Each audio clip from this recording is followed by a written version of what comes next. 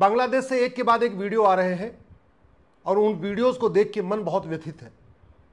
रात में कल मैं केवल 2 घंटे सो पाया और उन वीडियो को देख के मुझे समझ में आया हमारी माताओं बहनों ने जौहर क्यों किया था।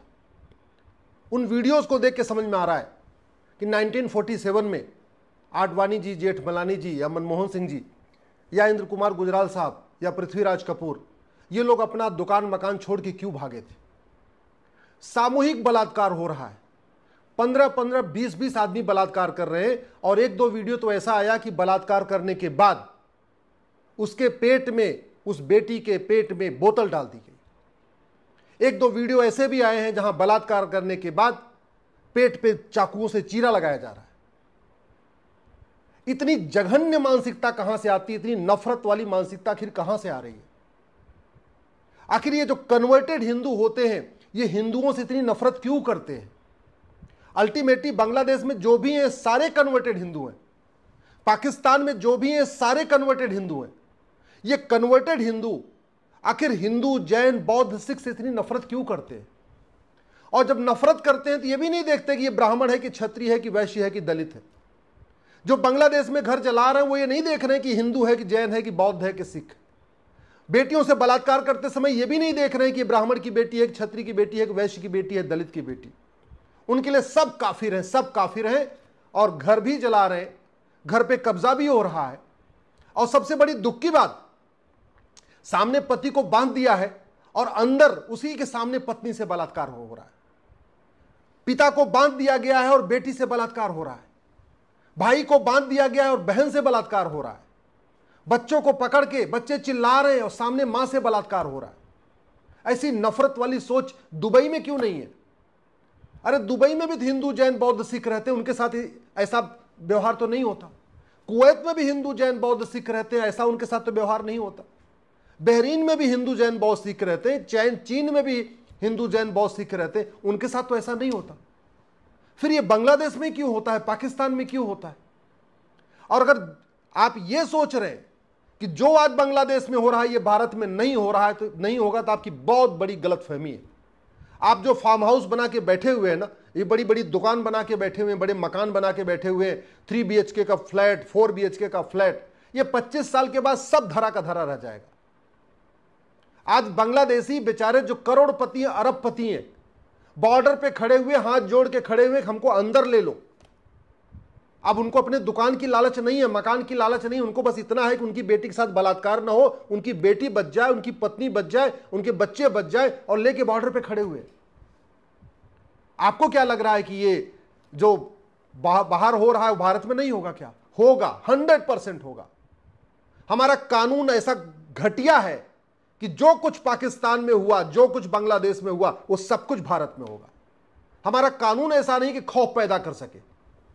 जो कुछ पाकिस्तान में हो रहा है, बांग्लादेश में हो रहा है, और भारत में भी कई बार होता है, वो चीन में नहीं होता।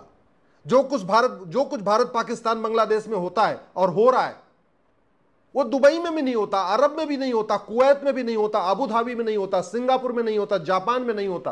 क्यों? आपको लगता है कि वहां के नेता ज्यादा अच्छे हैं, वहां के सांसद ज्यादा अच्छे हैं, या वहां के प्रधानमंत्री ज्यादा अच्छे हैं? नहीं, वहां की शिक्षा अच्छी है और वहां का कानून ऐसा है कि खौफ पैदा करता है।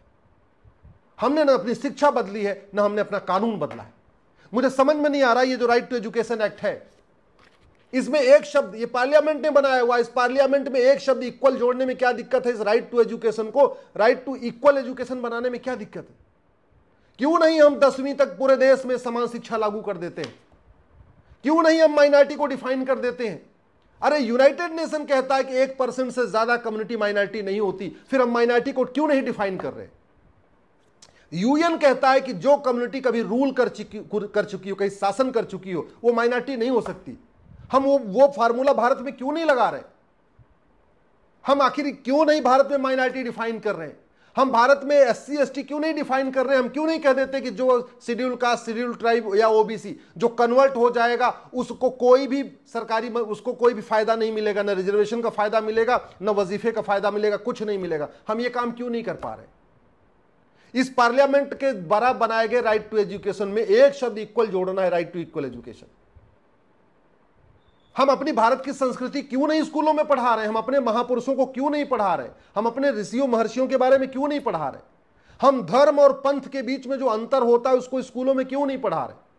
भारत का संविधान मजहबी शिक्षा का विरोध करता है, धार्मिक शिक्षा का नहीं। लेकिन हमें सबसे पहले धर्म क्या होता है, मजहब क्या होता है, धर्म क्या होता है, रिलीजन क्या होता है, इसको डिफाइन तो करना पड़ेगा ना। ये हम काम क्यों नहीं कर पा रहे? धर्म और रिलीजन को डिफाइन कर दे, उसके बाद धार्मिक किताब पढ़ें। भगवत गीता धार्मिक किताब है, रामचरितमानस धार्मिक किताब है, वाल्मीकि रामायण धार्मिक किताब है, वेद पुराण धार्मिक किताब है। संविधान उसको पढ़ाने का विरोध नहीं करेगा, नहीं मना करेगा संविधान, लेकिन पहले धर्म और रिलीजन को डिफाइन तो करना पड़ेगा ना। हम घुसपैठियों की 100% संपत्ति जब्त करने, घुसपैठियों और उनके मददगारों की 100% संपत्ति जब्त करने, नागरिकता खत्म करने, आजीवन कारावास, फांसी देने के लिए कानून क्यों नहीं बना रहे? भारत के लिए दुबई वाले खतरा नहीं है, कुवैत वाले खतरा नहीं है, बहरीन वाले खतरा नहीं है। भारत के लिए जो खतरा है वो कन्वर्टेड है। तो जब कन्वर्टेड हिंदू इतने बड़े खतरा है हमारे लिए, तो कन्वर्जन को हम कन्वर्जन के खिलाफ कठोर कानून क्यों नहीं बना रहे? हम कन्वर्जन को भारत की राष्ट्र की सुरक्षा के लिए खतरा क्यों नहीं घोषित कर रहे? कन्वर्जन को देश की एकता अखंडता के लिए खतरा क्यों नहीं घोषित कर रहे? कन्वर्जन को हम देशद्रोह क्यों नहीं घोषित कर रहे? कन्वर्जन को हम वेजिंग वॉर क्यों नहीं घोषित कर रहे? कन्वर्जन को ऑर्गेनाइज क्राइम क्यों नहीं घोषित कर रहे? किसने रोका है हमें? कन्वर्जन कराने वाले मिशनरियों, जिहादियों, उनके मददगारों पे एनएसए लगाने, यूएपीए लगाने, वेजिंग वॉर की धारा लगाने, देशद्रोह की धारा लगाने, गैंगस्टर लगाने से किसने रोका है हमें? केवल कानून में डिफाइन ही तो करना है ना। घुसपैठ हमारे लिए इतनी बड़ी समस्या हो चुकी है। 5 करोड़ से ज्यादा कन्वर्टेड हिंदू भारत में घुसपैठ कर चुके हैं। 5 करोड़ से ज्यादा कन्वर्टेड हिंदू भारत में आ चुके हैं, जिसको आप बांग्लादेशी कहते हैं, हम उसको कन्वर्टेड हिंदू कह रहे हैं। आखिर वो हैं, वो भी कन्वर्टेड हिंदू है, और वो हमारे लिए बहुत बड़ा खतरा है।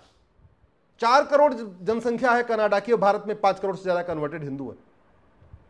हम घुसपैठियों, उनके मददगारों के खिलाफ यूएपीए क्यों नहीं लगा रहे हैं? घुसपैठियों मददगारों के खिलाफ एनएसए क्यों नहीं लगा रहे?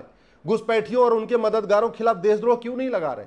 घुसपैठियों और उनके मददगारों के खिलाफ गैंगस्टर क्यों नहीं लगा रहे? घुसपैठियों और उनके मददगारों की नागरिकता क्यों नहीं खत्म कर रहे? घुसपैठियों और उनके मददगारों की 100% संपत्ति जब्त करने, नागरिकता खत्म करने, आजीवन कारावास, फांसी देने के लिए कानून क्यों नहीं बना रहे? जनसंख्या विस्फोट हमारे लिए इतना बड़ा खतरा हो चुका है, हम दो हमारे दो क्यों नहीं लागू कर रहे? किस डर के मारे नहीं लागू कर रहे? हम क्यों नहीं एक नागरिकता कानून बना रहे कि जो भारत को नहीं मानेगा, भारत की संस्कृति को नहीं मानेगा, भारत की परंपरा को नहीं मानेगा, वसुधैव कुटुंबकम को नहीं मानेगा, नारी तू नारायणी को नहीं मानेगा, सर्वमंगल मांगल्य को नहीं मानेगा, हम उसकी नागरिकता खत्म करेंगे।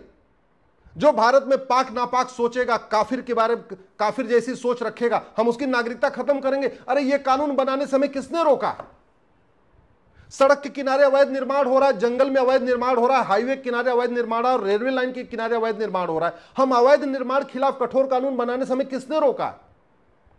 भारत के ही गद्दार, भारत के ही जयचंद घुसपैठियों का आधार बना रहे हैं, राशन कार्ड बना रहे हैं, ड्राइविंग लाइसेंस बना रहे हैं, बर्थ सर्टिफिकेट बना रहे हैं, डोमिसाइल सर्टिफिकेट बनवा रहे हैं, वोटर आईडी बना रहे हैं। हम इसके फर्जी डॉक्यूमेंट बनाने के खिलाफ कठोर कानून क्यों नहीं बना रहे? किसने रोका हमें? भारत के गद्दार उनकी मदद कर रहे हैं। भारत के गद्दार भारत को जाति के आधार पर बांट रहे हैं, भाषा के आधार पर बांट रहे हैं, क्षेत्र के आधार पर बांट रहे हैं। हम क्यों नहीं एक यूनिफॉर्म इलेक्शन कोड बना रहे हैं कि जो आदमी भाषा क्षेत्र के आधार पर बांटेगा वो कभी चुनाव नहीं लड़ पाएगा, ना पार्टी बना पाएगा, ना पार्टी पदाधिकारी बन पाएगा। हम क्यों नहीं एक नया कानून बना रहे?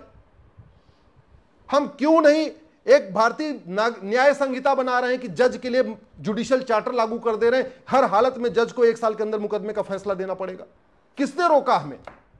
आखिर पुलिस रिफॉर्म करने से किसने रोका है? एडमिनिस्ट्रेटिव रिफॉर्म करने से किसने रोका है? जुडिशियल रिफॉर्म करने से किसने रोका? हम भारत की पुलिस को दुनिया की सर्वोत्तम पुलिस क्यों नहीं बना रहे? हम भारत की न्यायिक व्यवस्था को दुनिया की सर्वोत्तम न्यायिक व्यवस्था क्यों नहीं बना रहे? हम भारत की प्रशासनिक व्यवस्था को दुनिया की सर्वोत्तम प्रशासनिक व्यवस्था क्यों नहीं बना रहे? हम भारत की टैक्स व्यवस्था को सर्वोत्तम व्यवस्था क्यों नहीं बना रहे? हम विदेशी चंदा आ रहा है, 50,000 करोड़ से ज्यादा चंदा आ रहा है भारत को बर्बाद करने के लिए। देश विरोधी नेता, देश विरोधी अभिनेता, देश विरोधी लेखक, देश विरोधी पत्रकार, देश विरोधी कलमकार, देश विरोधी यूट्यूबर, सबको फंडिंग हो रही है। हवाला के जरिए फंडिंग हो रही है, एफसीआरए के जरिए फंडिंग हो रही है, बैंक से फंडिंग हो रही है। हम क्यों नहीं एक यूनिफॉर्म बैंकिंग कोड बना रहे? हम हवाला के खिलाफ कठोर कानून क्यों नहीं बना रहे? हम बेनामी संपत्ति के खिलाफ कठोर कानून क्यों नहीं बना रहे? हम आय से अधिक संपत्ति आय संपत्ति को आधार से लिंक करने के लिए कानून क्यों नहीं बना रहे? अरे तू मैं करने से कुछ नहीं होगा, बतौलेबाजी करने से कुछ नहीं होगा, नूरा कुश्ती से कुछ नहीं होगा। ये चंद्रयान, ये मंगलयान, ये अग्नियान, ये ब्रह्मोस, ये राफेल, ये अग्नि, इससे भारत नहीं बचेगा। ये एक्सप्रेसवे से, हाईवे से और बुलेट ट्रेन से भारत नहीं बचेगा।